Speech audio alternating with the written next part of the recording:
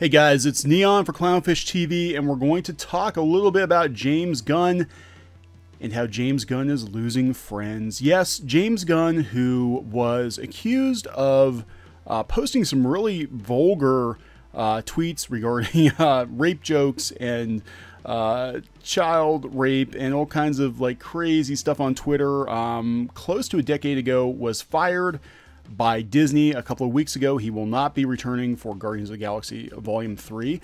And despite the support of his stars, it looks like not everyone in the MCU is a fan of James Gunn. Chris Hemsworth and Chris Evans, who play Thor and Captain America, respectively, have unfollowed Mr. Gunn on Twitter.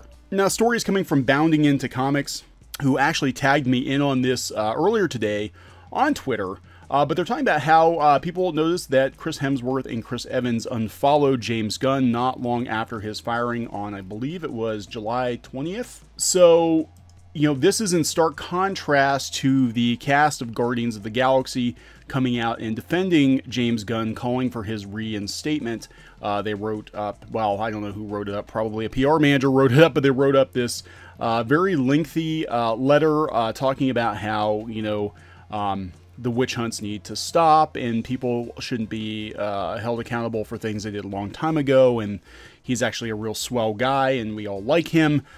Please don't fire him. And yeah, so you would think that this would be across the board, that all of Hollywood is supporting Mr. Gunn, but apparently not. So now Captain America and Thor have distanced themselves a little bit from James Gunn. It could be because they never actually worked on you know, one of his movies, but it could just be, you know, career advice too. Their agents might have told them, hey, stay away from this guy. You know, if you want to continue working for Disney, you might want to stay away from him. Now, the article on Bounding Into Comics talks a little bit about the off-color remarks that James Gunn made that got him terminated from Disney. It also mentions that he's under investigation by the FBI for having kiddie porn on his computer.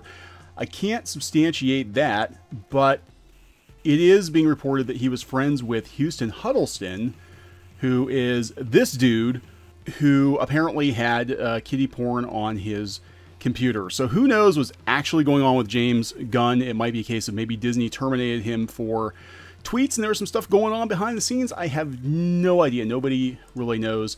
But whatever's going on, Chris Hemsworth and Chris Evans are no longer following him, which is a really interesting turn of events. Now, there was another story on James Gunn today on the LA Times talking about the power of social media to force Hollywood vigilance. It's really interesting because this article was really pretty balanced. It talked about how both the left and the right were using tactics to sort of bring up skeletons from people's past to out them. There's an interesting quote from this article. It says, "There's a spotlight brighter than anything we've ever seen before," said Daryl Miller, an entertainment attorney in Los Angeles and partner at Fox Rothschild. "We're in an era when doing better now is not good enough. We're in an era of accountability for past conduct." Also goes on to say, "Online mobs are the new shock agent in a bewildering alchemy in which our cultural wars mirror and inflame our political divisions. Agendas pushed by both liberal and conservative media influencers move with startling velocity." You know, it's interesting now that they're saying that both sides of the political spectrum are to blame for call-out culture.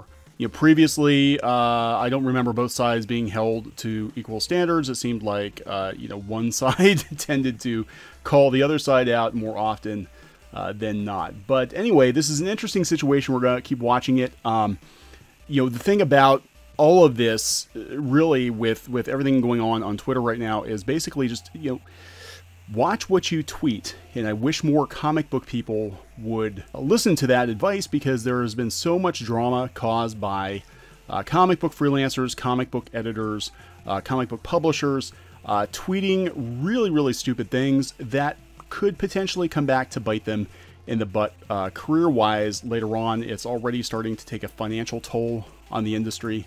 So we're living in an era now where anything you tweet can and will be used against you at some point in time.